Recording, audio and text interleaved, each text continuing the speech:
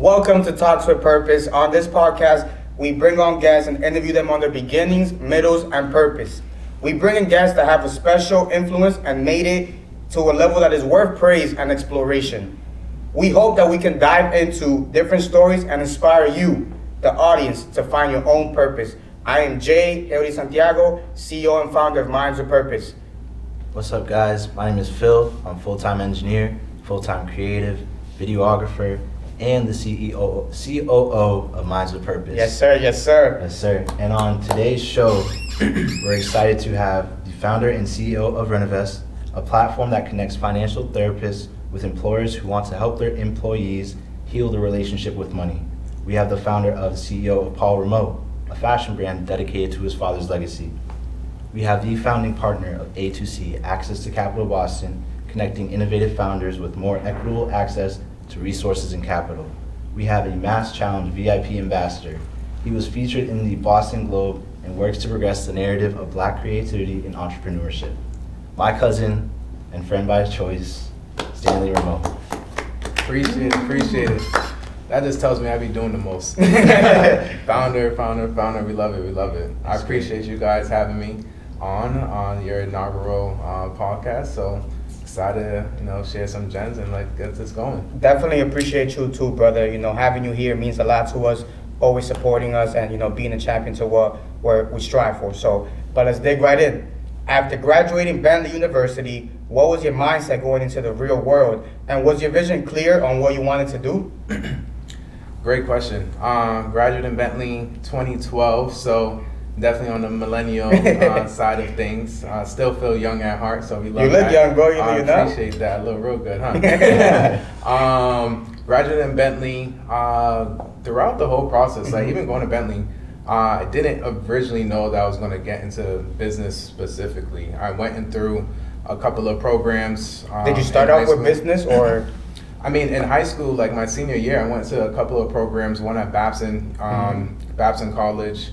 No, actually Bryan College out in Rhode Island. Did another program at Harvard Business School, and then automatically was like, I don't know what I'm gonna do in business, but I'm gonna do something, start my own, or be a chief marketing officer or something. So throughout my whole time at Bentley University, went into accounting, quickly figured out I was bad at math, which is ironic in regards to starting a platform focusing on financial therapy and just one's relationship with money. I was trying to automatically run away from that, being at Bentley University. So went into marketing, ended up doing really well there from that perspective. And I just understood that I loved to, really build relationships, really build community, and just, do things from a creative lens, creative perspective. So when I ended up my senior year of Bentley, typically most students, especially during that time, you graduate, you're getting into the big four.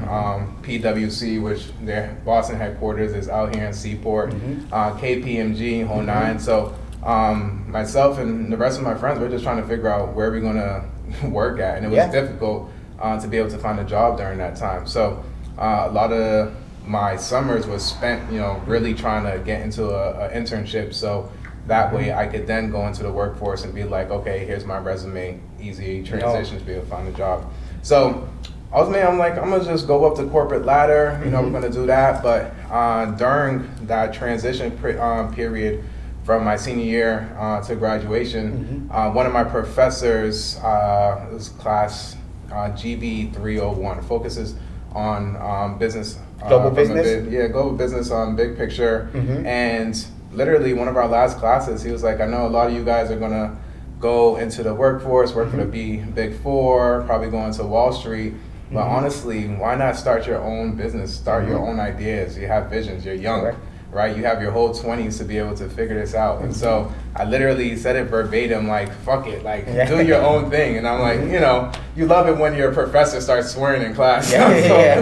So the whole class was, was excited and on one. And during that time, my sister-in-law, Joelle Jean Fontaine, she's the founder of I Am Creole. So it's an amazing fashion brand out here based out in Boston, creates garments that make women feel like art. Inspired through her Haitian heritage. So she was working at H&M during the time, and as a visual manager doing extremely well. And I remember she was during that time, H&M was doing different partnerships with higher end brands. I forgot the brand she was, I think it was Mason Margiela. And so it was like the collaboration launched in New York. She's seen like Ye at that event, seen a whole bunch of celebrities, you know, creating, doing a lot of dope stuff there, and she's on her way back. And I literally had a meeting with my professor. I was like, hey, you know, I'm about to looking for a job, this and that. And I was saying like, yo, I'm kind of curious about, you know, what my sister's doing on the fashion side of things. And then had a great conversation with him. He's like, yeah, like do it on the side. You can always work full time and still, you know, doing some side projects. And then she came back and was just like, yeah, Stan, I'm quitting H&M after this amazing partnership that she launched with her team. And it's like, I want to work on I Am Krill full time. And I was like, hey, my professor told me to fuck it. So call me in. I won't go full time, but I could do as much full time as possible. And then I ended up focusing on, you know, the brand partnerships, business development. So, you know, my education at Bentley helped, you know, catapult just my experience of did a lot of cool things in regards to like, you know, helping us create partnerships with this startup actually called 19th Amendment, which helped catapult us doing fashion shows in New York during New York Fashion Week, during Macy's Herald Square. That's crazy. We was featured on E! Network on like one of their fashion shows. Did a emerging fashion show at Madison Square Garden. So this was just off the legs of just building relationships. You know, a lot of like, you know, whether it was my sister or my best friend, Jato, they said that, you know, my genius and my superpower was just building relationships. And so, and just, you know, really, you know, building those particular foundations. My sister was a buyer designer, and I just needed to, you know, make sure that the dots connected. And so did a lot of dope stuff. And from there, that really inspired, you know, for me, I was an entrepreneur, but not from my own ideas yet, right? And so, and I didn't necessarily have, the irony is, I didn't think I was a CEO at that time, you know, once I graduated. Was this right after you graduated? Yeah, so I was like, I felt like, you know, I was someone that I can be able to help someone else's dreams come true and be additive to, you know, their particular process. So it wasn't until like I started Paul Rameau where I was like, oh, I'm a visionary in my own right. And then, you know, obviously that transitioned to all of the different ventures I'm doing now. So you going to Bentley, I know I went to UMass Lowell, Phil went to Penn State. Being a college student, you hear a lot of things, you know, get an internship, you know, try entrepreneurship, be a creative. Me, I always believed in the entrepreneurship route. I joined a program called the Difference Maker Competition, which is kind of like the Shark Tank, you know, show. And the first time around, I didn't win any funding.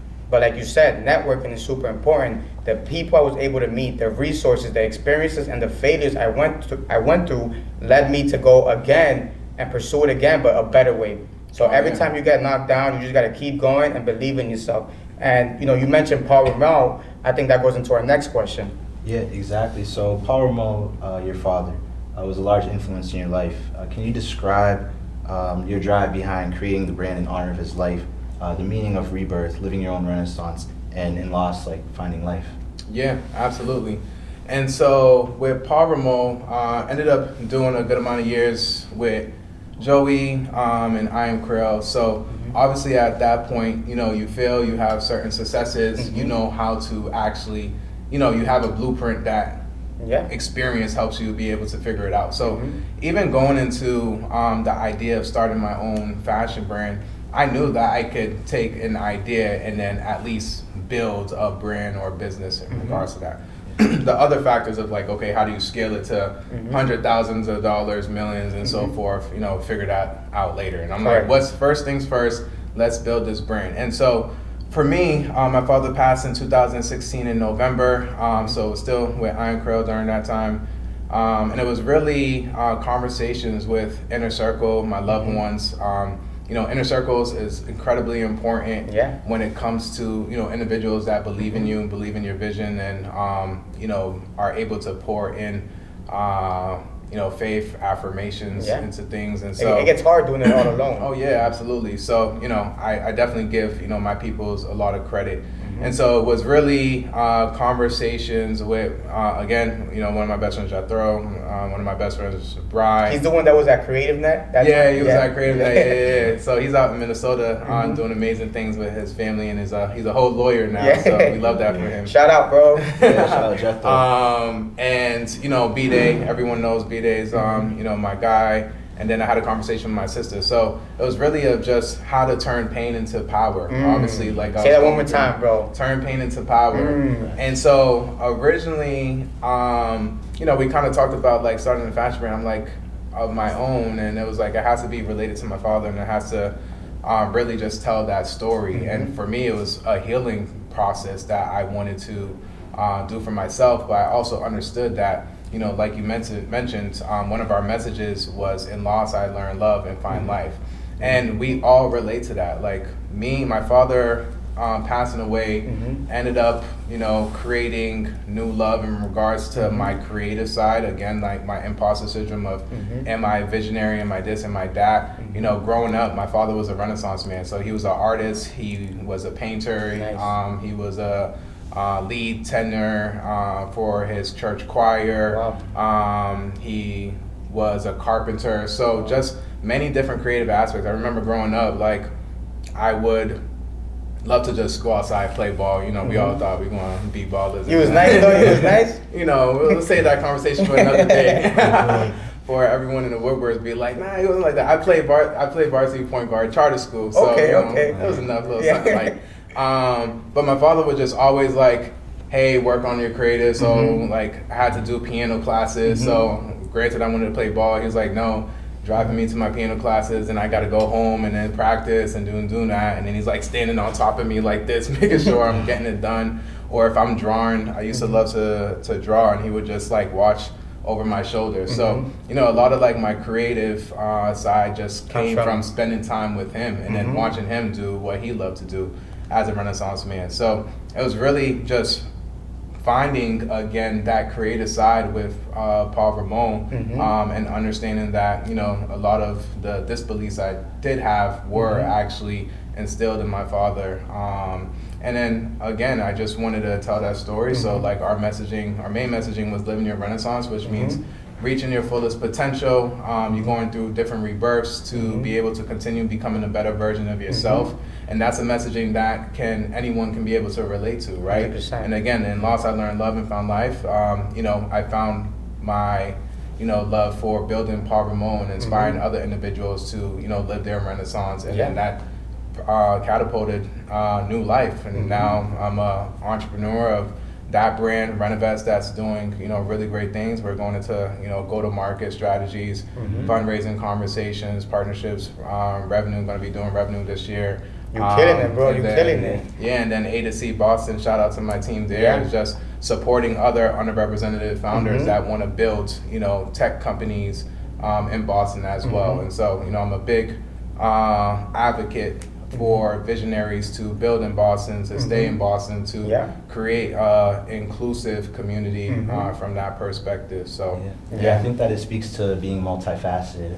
Like hearing everything that you've done, like knowing that your father did so much to become a creative, to become a founder CEO and have your own brand and just be having your hand in a lot of different areas speaks to what your dad like preached to you, to absolutely live your Renaissance, do what you want to do, and being involved as like a founder and CEO and being involved in the community. I know you recently had that Mathematic Athletic commercial where you were an actor, so actor too, put that on the resume. We love that. We love that. So like even when I was in my college career, like being involved in different partnerships, different clubs was really cool, and I found that being multifaceted really expands your life to see multiple different perspectives and like 1000%. Relationships and everything. So everything that you speak on like now, and to see like where you're at and like how you're involved in the community really speaks truth to what you're saying. We're not gonna let him pass by that he's a piano player. He's a piano player. Oh yeah, whoever watches, don't like, try to call me out and be like, play me something. It's not. Play me some Beethoven or something like that. He's like, that was a long time ago.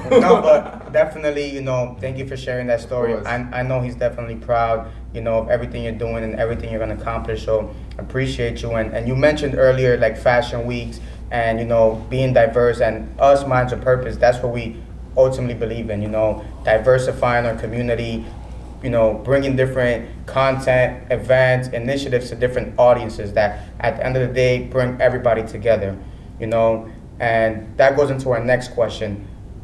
What have been the successes and failures in your life, and how did you process them? Maybe start us off with the failures. Yeah, I mean, those are hard questions. It's not easy to talk about your failures. Yeah, more so because throughout my years of I am Creole, I'll answer it in a different perspective, just like from a mindset standpoint. Okay. Because failing, there's nothing wrong with failing, right? 100%. You want to fail fast. That's a new failure. Failing is just learning how to be able to iterate quickly to get to the success. It's just part of the journey. 100%. So I don't really think about things from a failure perspective, because failing is then, end of the road, you're done, and then you actually failed. So for me, it was having a failing type of mindset where I was just very impatient. During my years with Iron Creole, I thought it was going to be a multi-million-dollar company in 3 years. And so, that kind of impacted, just how I reacted towards things. I was very quick to get upset or let things bother me, which would impact my productivity or impact, my general day. Ultimately I like to think myself as an individual of faith, but a lot of times you are, bro. I appreciate all your posts, by the way. I want to tell you right now, bro, I appreciate that. Absolutely. Sometimes they come at the right moment, so keep posting them, because I'm sure I'm not the only one that they make my day, so keep doing it, bro. That's love. I appreciate that. Yeah. And so oftentimes I'm depending on myself as a man, I'm very ambitious. I put my mind to something, I'm gonna accomplish it. It's hard for me to think of an idea and not actually try to go after it and execute it. But at the end of the day, can't depend on myself. It's at the end of the day, especially where I'm at as an entrepreneur, is if things are difficult, I'm just trying to trust God that He's gonna figure it out, instead of myself, because ultimately that impacts just, how things move. If I feel it's successful, it's hard for me to actually look at wins as wins and celebrate them. And I think that's a big reason why I keep around a great, circle who, tells me, if we're doing well, and is able to be on the other side of the voice. Obviously my cousin's part of that, his sister Berlinda, who's my right hand in Renavest, all my, different friends and so forth. So failing is just more, I think, from a mindset standpoint of how to continuously improve that, and then looking at it from a failing fast perspective. Just because, I guess I was, in regards to maybe, won't talk about failure, but more imposter syndrome, where which is very big in today's culture. Absolutely, because as soon as you start an idea, it's damn, is this idea too big enough for me? Did I bite too much than I wanted to chew, right? And so, from there, it's now you put your vision, your baby, whatever you call, into out in the open for other individuals to judge if you are successful in their perspective, or are you a failure in their perspective, considering, I'm a big component, please don't have nothing to say if you're not working, trying to reach for your dreams as well, so literally, bro. Absolutely, but,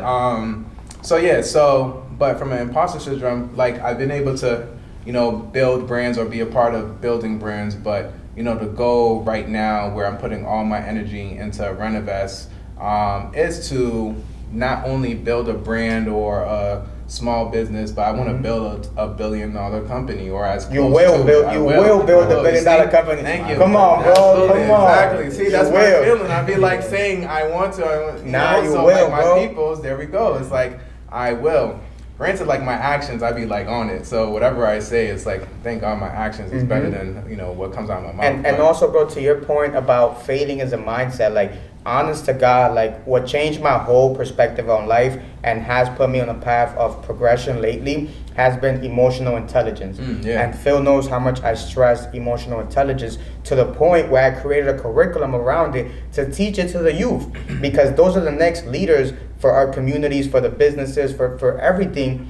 And that's what a lot of us go through. And when I say us, it's us multicultural individuals, because of our upbringings. We can't be, we can't express our feelings this way. And there's a lot of stigma around that. But emotional intelligence is everything. Once you realize that it's a you versus you battle every day, other people's perspective of you don't really matter. Oh yeah, absolutely. Or negative perspective of yourself don't matter At either, all, right? whatsoever. So it's like when you have your emotions in check, and it's huge. Like that's something like I've worked on a lot throughout the years, because again, impatience, getting upset quickly, getting frustrated quickly, that impacts like, you know, your next steps in regards to execution, and your vision is not clear, your mind's not clear. Oh man. And then when you are building a team and your emotional intelligence is not on point, Oh when my you God. have other people that look up to you and It's you're hard. you're falling short, like you gotta be you have your you know shit on point, just to set an example for everyone else, you know, internally in your circle, but then externally as well. So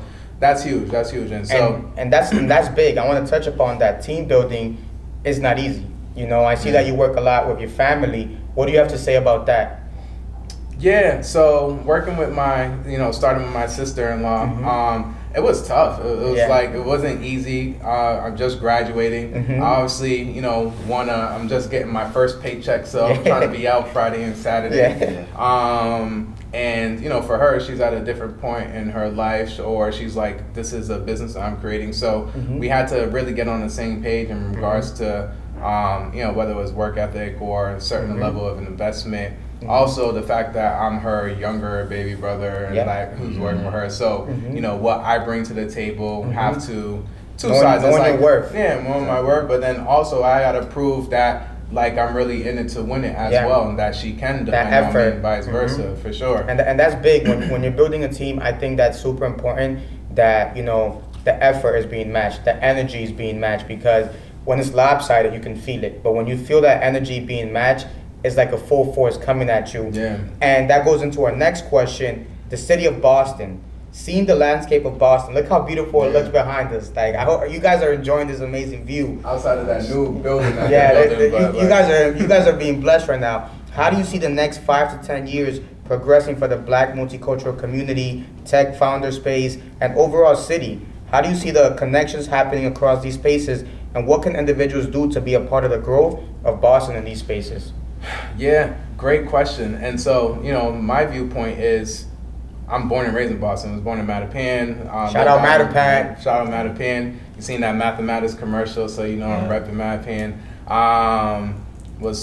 Lived in Randolph. Now I'm in a city, Boston, like South Boston Seaport and so forth. So, but I was able to see just the creative culture, the entrepreneurship culture just grow, expand since, you know, 2012 up to now. And so I'm so proud of our city. I'm so proud of the individuals, whether they're building and creating, being born in Boston, or shout out to, you know, even the transplants that came in and seeing that, you know, there's a lot of opportunity in Boston to help build as well. You know, even I speak about, especially during Paul Rameau, we officially launched in 2019 and spoke a lot about Renaissance, right? And being able to see the Renaissance of a lot of just the different creatives, entrepreneurs, a lot of like dope women entrepreneurs as well. They're the ones who really holding it down. Shout out to females. So, yeah, I know I got. But yeah, even Boston as an entertainment standpoint has become a lot more fun. So, I know there's sometimes a lot of flack as far as like Boston being, whether it's cliquey or Boston not being as fun and so forth, but I have a lot of fun in Boston. We have a lot of fun. They'll be having fun. Yeah, I be having fun in Boston too, and I don't feel as it so cliquey as long as you bring good energy and like you're willing to open yourself up to other people. And I think if more people take that approach and open yourself up, I feel like more people will be down to collaborate, down to work with each other, and people will put you onto opportunities. Like I got so many opportunities just being around you, being around in the city, and just like bringing good energy to the table. Yeah, for sure. And sorry to cut you off, bro, but what the saying said in the TV is like, you miss 100% of the shots you don't take. Yeah. You miss 100% of the shots you don't take. So shoot up. Yeah, absolutely. But there's like other perspectives. Like I try to respect everyone's perspective and see where we can be able to fill in the gaps to continue make it a better city too. So to your point, like you know, I want to shout out what we've been able to accomplish. You know, up to this point. You know, the DJs. You know, Silk R&B, Super Smash Bros. You know. Different other designers, Brainchild that's doing really dope stuff. Sure. Janae, who's the Beautiful Resistance. So it doesn't matter what industry that you're in. You know, a lot of individuals are doing a lot of dope stuff. And so obviously Sheena and Boston Wild Black. So there's a lot of things that we can be able to, that individuals are laying the foundation, which is amazing. Where we can go moving forward is continuously keeping an inclusive mindset, but also there's a lot of, I think there's a lot of like just different creatives and entrepreneurs who just have ideas, right? And they see individuals who are doing dope stuff in the city that are, you know, have really great relationships that we were able to build. And so me, I'm a relationship individual, so I try to encourage keeping an open mindset. So if you do meet someone, if someone wants to have a conversation, being intentional and being present within that conversation, just to see like, okay, what do you actually have to bring to the table? What's, you know, your idea, and seeing if you can at least make one connection or an introduction to that individual to be able to help catapult that individual who is now more inspired. Now they have a better perspective in regards to the city in general. So I try to take it more grassroots as far as like what can individuals do, right? Like the power of the individual. Yeah, exactly. So, and if we all have that particular mindset, then we can be able to help, you know, the city flourish more. You know, 100%. anyone from you know, whether it's politics or different ways that's other individuals can be able to take care of that. But what can we do as individuals is to be able to make introductions and so forth, right? So, 100%. That's definitely a gem, like to make those introductions, to network and connect good people to good people. Yeah. And I know we'll move on to the next question too. So being present in Boston's Black community, can you tell us about the people you met along the way? I know through you, I was introduced to people like Jay, right beside me, Irv, Success to My Clone, Brett Hampton, who's a photographer for Jason Tatum, works with the Celtics, DJ Real P, who controls all the vibes, Rob, ownership, Fenna, marketing, really present in Blacktoberfest as well. Connect you to a lot of people, huh? Yeah, no, I'm really See, blessed. that's all you gotta do is just like, this is my guy. He is my cousin. This is my plug for like the He's work. only special. But you're also very talented, right? So it's like once you see the talent, it's like, okay, you have something here. Make an introduction, and then it's from, because a referral can go a long way. But when you know the talent is there, it's like, Just okay, forget about now I made the introduction. You're doing your own thing. You have your own wave, own motion, and so forth. So big motion. Yeah, I appreciate that. And then let me finish out the question too. Yeah, Thanks for the gotcha. compliment. So, what are some like commonalities you see between these people that we see winning, and how have you cultivated relationships over time? I know like when you make introduction, it's not immediately that they trust you or immediately that they'll do something for you or be a part of your event. So how do these relationships build like over time, and what do you see like a commonality between people who are winning? I actually had this conversation with a friend who was transitioning from one industry that they're well respected to another industry that they want to get better in. And so, you know, thought that the transition based off of the previous industry and like what that individual has done, he would catapult. But the fact of the matter is, like, you have to respect that particular transition of other individuals that paves, you know, particular ways and so forth. I also think that things don't happen overnight, so it's just a matter of like these individuals who you named put in years to be able to be where they're at right now. Kind of going back to when I mentioned when I first started working with Iron Crow, and I'm like, we're going to be a multi-million-dollar business in 3 years. I'm like, some businesses do that, you know, some businesses take, you know, a little bit longer to get there. It's not a bad thing to be able to have that vision, but understand that we hear all the time it takes 10 years to be an overnight success, right? And so, you know, respecting that perspective, but really being able to see what you can be able to offer that individuals that you want to be able to build and connect with.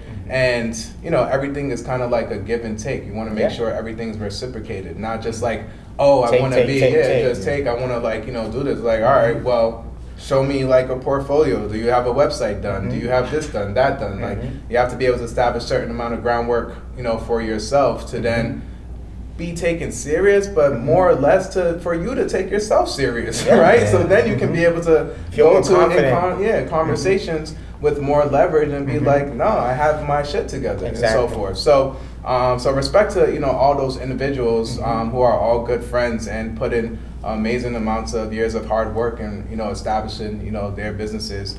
and it's been beautiful. But yeah, it's like making sure that you're establishing your foundation, so when an opportunity is given, then you're also prepared for it as well. So yeah. Really cool.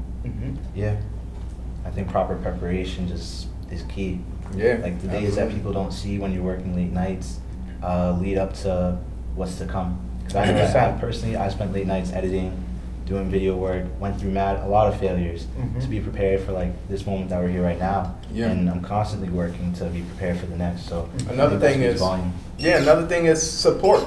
Yeah. Right? True. So if these individuals have particular platforms, brands, whole nine, go to their events, support their products, you know, go up to them, say hi, introduce yourselves. It takes multiple touch points for things to actually happen. So if it doesn't happen, we're just talking about that going it upstairs. doesn't happen the first conversation, you can't take offense to it. If it doesn't happen the fifth conversation, can't take offense to it. It doesn't happen in the 10th conversation. Make sure like if your stuff is on point. Then it's like, then we gotta question like, okay, let's actually see what's up and how we can be able to, you know, push things forward and so forth. But I think it's important to like for everyone to give each other grace, right? Because like everyone has lives, everyone is has their own thing kind of going on and so forth. But making sure you're being genuine, make sure you're building relationships, making sure you have your own shit, you know, on point together and so forth. But like Boston has like a lot of like resources, especially in like the tech side. Like again, shout out to anybody who's trying to build a tech company out in Boston. Like know that you have support, you know, with me and, you know, what we're building with A2C Boston and so forth. But yeah, we're going to continue elevating the city for sure. 100%. And as a founder, I know how hard it gets, you know, to keep going, you know, during those tough times when you have your team believe in you. So my team better believe in me. What's it like being a founder, and what is the importance of believing in yourself? You've came far, and I know you still have places you like to get to, but how do you feel about where you at and where you're going? Yeah, building any business is extremely difficult, right? And especially being consistent, showing up for yourself, showing up for your team. Being a tech founder is very difficult. It's a very lonely road, right? And so I know a lot of people be like, or you see on social media, like, yeah, go after your idea, vision, dream, like this shit ain't for everybody. Like, so also put that into perspective as well. Like, you know, whatever type of, you can be an entrepreneur within a company, right? And that can be a beautiful thing and be really successful. There's been months where I wake up and I'm like, why am I doing this? Why did I do this? Like, I also hate working at companies as well. I mean, overall, like, it's not easy, but you have to understand, you know, what you're in it for. You got to be built for it. Got to be able to be comfortable with failing fast and being able to iterate and understanding if you don't have a plan B, like, you know, it's good to have like maybe like a little bit of plan B, but 90% is plan A, 10% is plan B, that you're like just in case and so forth. But honestly, for me, I love what I do. I feel like I am built for it. It's a lot of confidence that goes into it. Bro. You feel me? Like when I was working sales at, you know, different companies, and I'm like, you know, making good money, working at really cool companies and so forth, but my mental health was just a struggle. And really, I was always working on my side businesses, whether it's I'm Curl, Paul Rameau, on the side, which affected my productivity at work. So it didn't even matter. I couldn't be the best version of myself at my company, and I was more mid-level. Like, I would hit my quota and stuff, but there was other individuals who were better at me, and I'm a very competitive individual. So, but whenever I was working on, you know, my own things, whether it was I'm Curl, Paul Rameau, like, I flourished. My experience in Boston is a little bit different. Like, I feel like I'm able to flourish in the city. I'm able to build, you know, really dope stuff, whether it's projects or companies and whatnot. And I understand I have a long way to go. So, you know, I'm grateful for, you know, the individuals that, you know, show love and so forth. But I'm also humble to know that there's still so much more for me to be able to accomplish. And Getting started. Yeah, and I get excited for that particular opportunity. You know, I get excited after I have a good meeting with my team, and I post on social media, shout out to my team. I'm like, and everyone's like, what happened? It was probably not even that deep, but it was deep for me, you know? And so that's the kind of like, you know, there's going to be ups and downs when it comes to things and so forth. You're going to have to sacrifice a lot. And so it's, again, I go back to shouting out like family, friends, like they hold it down. The community in Boston, whether it's the tech community in Boston, a lot of great founders, a lot of great people, a lot of the ecosystem's been amazing and very supportive in the creative community, same thing. So it's a lot of love, and I try to move from a loving perspective, and been able to, you know, grateful enough to get that energy back. So definitely appreciate that, and appreciate you being with us today, bro. Everything you've been saying has been phenomenal. I know the viewers are really gonna appreciate all the gems and your story. But yeah. Yeah, we definitely got a lot of gems, and we have like 2 quick questions before we wrap up. So, what gives you purpose to continue on each day? Like the reason behind your ambition? Yeah, it's a very good one. Mainly being able to accomplish. I always had big dreams, dream goals. Like, again, my life's mission is live your renaissance, reaching your fullest potential. So, unfortunately, I think very highly of myself. So, I'm like, I want to, you know, accomplish it. I feel like I need to accomplish it. Also, you know, being able to improve my relationship with God, I feel like it's aligned and it's purpose driven what I'm doing. So that also adds to it. And then, being able to create something amazing that, you know, my family and my friends can be proud of, and being able to, you know, improve and create lifestyles that, you know, we were, you know, privy to, or our families weren't privy to, right? I'm sure you both are, you know, can be familiar, come and have immigrant family, and so forth, and being able to, you know, just do something, you know, super dope, and then generations that come after, like, I want to put their feet on the fire and kind of be like, you know, pops or uncle did something incredible, like I'm gonna aspire to do something even bigger, right? And so, and then other generations, you know, outside of like just family and so forth. But so yeah, that's awesome, bro. Definitely. Well, Stan, appreciate you, brother. The pleasure being with you today. Thank you so much. Phil, great job, brother. It's been a pleasure.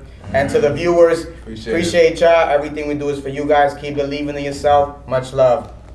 Dope. Boom. Let's go. Killed that. All right, thank you. Of course, y'all lucky I be speaking so much. I'm like, I ran through that. I'm like, okay, perfect. And on today's show, we have the founder and CEO of Renavest, a platform that could. So I'm gonna make it good, yeah. Let's do it, bro. You gonna be like my cousin? Yeah, that's what I ended off with. And my cousin and friend, my choice, Stanley. Yeah, everything looks good. How do you think it looks on your side? Everything looks amazing. Cool. And then just have the counter on your phone and just like flash it so you can see.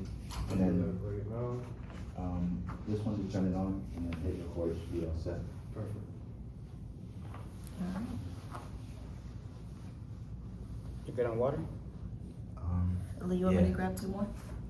For sure, yeah. Thank you. Yeah, this is a nice scenery though, as well. It's perfect scenery.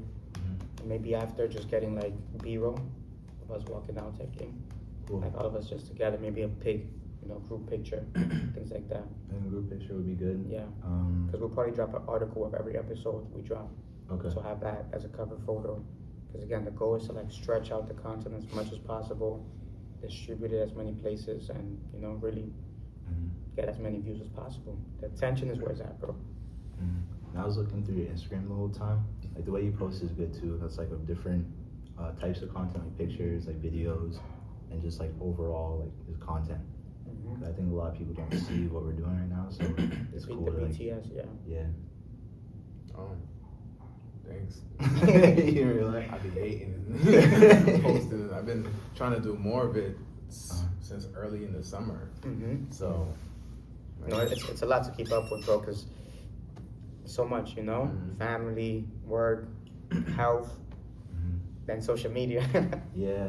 Then when you got multiple platforms like LinkedIn, Instagram, Facebook, now you got Blue Sky. Heard of Blue Sky? Mm-hmm. How about Lunch Club? I haven't heard of Lunch Club. Should look into that one. It's a super connector AI platform. So it connects you with other people that would be similar to you based on AI, based on certain questions that ask you. Pretty dope. I've met some pretty cool people so far already. One of them was actually in the steering committee of the ECCF Foundation. Perfect. The other one built like $100 million like cybersecurity. And I say just SAS continue taking a walk platform. around. Make sure the camera's on. Mhm. It's still recording. Thank you. Thank you.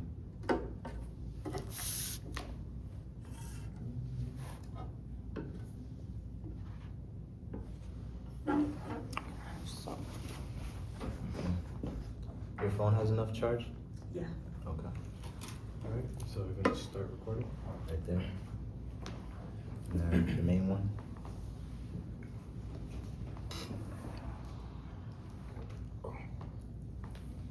Ooh, let's get it.